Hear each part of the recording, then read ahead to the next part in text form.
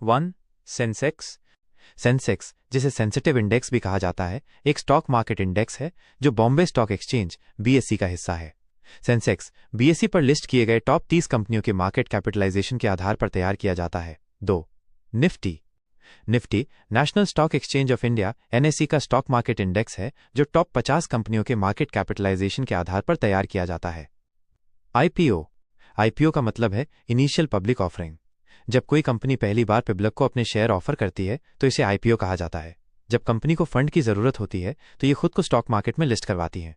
IPO को जारी करने के बाद कंपनी शेयर मार्केट में लिस्ट हो जाती है। इसके बाद निवेशक उसके शेयर को खरीद और बेच सकते हैं।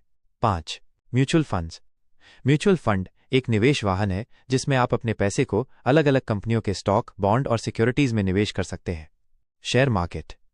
शेयर बाजार एक प्लेटफॉर्म है जहां पर पब्लिक लिस्टेड कंपनियों के शेयरों को खरीदा और बेचा किया जाता है। 7. डिविडेंड। जब किसी कंपनी को प्रॉफिट होता है तो कंपनी उस प्रॉफिट को अपने शेयर होल्डर्स के साथ बांटती है, जिसे डिविडेंड कहा जाता है। 8. डेरिवेटिव्स। डेरिवेटिव्स एक फाइनेंशियल इंस्ट्रूमेंट है जिसमें अंडरलाइंग एसेट जैसे कि स्टॉक, बॉन्ड, कमोडिटीज, करेंसी के मूल्य में उतार चढ़ाव के आधार पर ट्रेड किया जाता है। 9. Intraday trading. इंट्राडे ट्रेडिंग एक शॉर्ट टर्म ट्रेडिंग स्ट्रैटेजी है जिसमें शेयर्स को एक ही दिन में खरीदा और बेचा जाता है। 10. Blue chip stocks. Blue chip stocks जिन कंपनियों के स्टॉक्स को लॉन्ग टर्म इन्वेस्टमेंट के लिए कंसिडर किया जाता है, जिनमें स्ट्रॉन्ग फाइनेंशियल्स, ब्रांड रिकग्निशन और मार्केट डोमिनेंस होता है। 11. Fundamental analysis. फंडामेंटल एनालिसिस एक इन्वेस्टमेंट स्ट्रैटेजी है जिसमें कंपनी के फाइनेंशियल स्टेटमेंट्स, कंपेटिटिव पोजीशन और इंडस्ट्री ट्रेंड्स का अध्ययन करके उसकी फ्यूचर परफॉर्मेंस को प्रेडिक्ट किया जाता है। 12 है टेक्निकल एनालिसिस। टेक्निकल एनालिसिस एक इन्वेस्टमेंट स्ट्रैटेजी है जिसमें पास्ट मार्केट डेटा जैसे कि प्राइस और वॉल्यूम का स्टडी करके स्टॉक प्राइस के फ्यूचर डायरेक्शन को प्रेडिक्ट किया जाता है। Stock exchange. स्टॉक एक्सचेंज एक रेगुलेटेड प्लेटफॉर्म है जहां पे पब्लिकली ट्रेडेड कंपनीज के शेयर्स का ट्रेड किया जाता है। 14. Market capitalisation. मार्केट कैपिटलाइजेशन का अर्थ होता है किसी कंपनी का टोटल वैल्यू या मूल्य। मार्केट कैपिटलाइजेशन एक कंपनी के टोटल आउटस्टैंडिंग शेयर्स के मार्केट प्राइस के आधार पर कैलकुलेट किया जाता है। इससे पता चलता है कि कंपनी की वैल्यू कितनी है। 15 है इक्विटी। इक्विटी एक फाइनेंशियल इंस्ट्रूमेंट है जो कंपनी के शेयर होल्डर्स के ओनरशिप को रिप्रेजेंट करता है। 16. Futures trading. फ्यूचर्स ट्रेडिंग एक फाइनेंशियल इंस्ट्रूमेंट है जिसमें एक एग्रीमेंट के आधार पर निवेशक फ्यूचर में किसी फाइनेंशियल इंस्ट्रूमेंट को बाय या सेल करने के लिए अग्री करते हैं। A standardized legal contract to buy or sell something at a predetermined price for delivery at a specified time in the future, between parties not yet known to each other. The asset transacted is usually a commodity or financial instrument. 17. Options trading. Option trading एक ऐसा contract है जो खरीदार और विक्रेता कुछ premium राशि देकर एक निश्चित तारीख पर किसी स्ट्राइक प्राइस पर सिक्योरिटी को खरीदने या बेचने का अधिकार देती है। ऑप्शन ट्रेडिंग में कॉल और पुट ऑप्शंस को खरीदा और बेचा जाता है। 18. Bull market.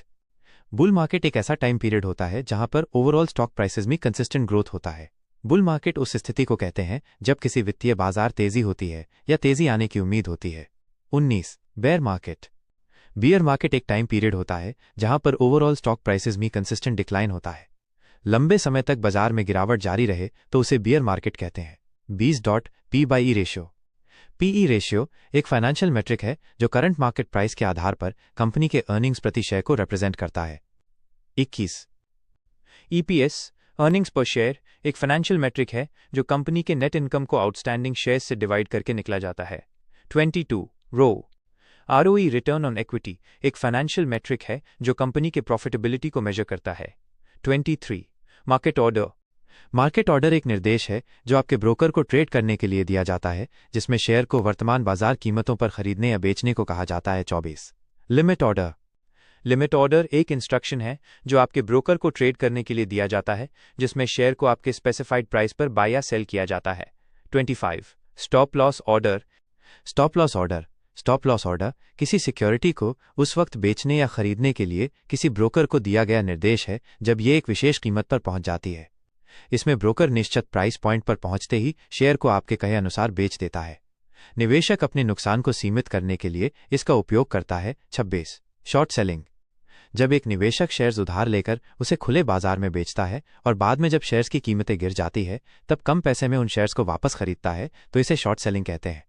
शॉर्ट सेलिंग तब किया जाता है जब किसी शेयर्स की कीमतों में गिरावट होने के आसार होते हैं।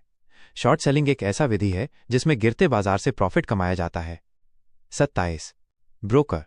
ब्रोकर एक प्रोफेशनल है जो आपके बिहाफ पर स्टॉक मार्केट में ट्रेड करता है। 28 डे ट्रेडिंग। डे ट्रेडिंग एक ट्रेडिंग स्ट्रैटेजी है जिसमें शेयर्स को एक ही दिन में खरीदा और बेचा जाता है। इसको इंट्राडे ट्रेडिंग के नाम से भी जाना जाता है। 29 यील्ड। एक निश्चित अवधि के दौरान किए निवेश पर जो रिटर्न मिलता है उसे यील्ड कहते हैं। इसे प्रतिशत के रूप में व्यक्त किया जाता है। इसे आसान भाषा में प्रॉफिट, लाभ या इनकम भी कह सकते हैं। 30 बिड प्राइस।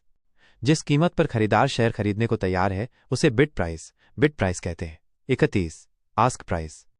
आस्क प्राइस वो मूल्य बिंदु है जिस पर कोई विक्रेता अपने शेयर को बेचने के लिए तैयार है। 32 नव net asset value. Net asset value नव से आशय निवेश की मार्केट वैल्यू से है। नव का उपयोग आमतौर पर म्यूचुअल फंड, ETF और अन्य प्रकार के निवेश वाहनों के मूल्य की गणना और जांच के लिए किया जाता है। 33 लिक्विडिटी। लिक्विडिटी का मतलब वो क्षमता या सहजता है जिससे आप किसी एसेट या सिक्योरिटी को इसकी बाजार कीमत को प्रभावित किए बिना नकदी में बदल सकें। जो एसेट जितने कम समय में बाजार में खरीदा और बेचा जा सकता है उसकी लिक्विडिटी उतनी ही अधिक होती है। 34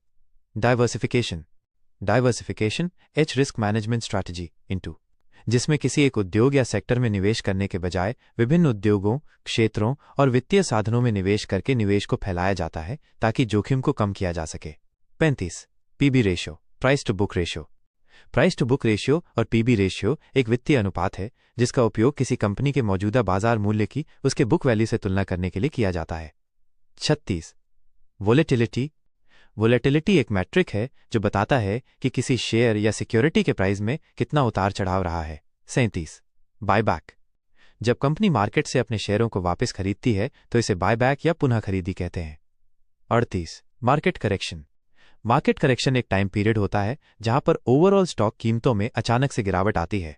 39 कैंडलस्टिक चार्ट एक विजुअल रिप्रेजेंटेशन है जिसमें किसी शेयर के प्राइस मूवमेंट को कैंडलस्टिक्स के द्वारा रिप्रेजेंट किया जाता है।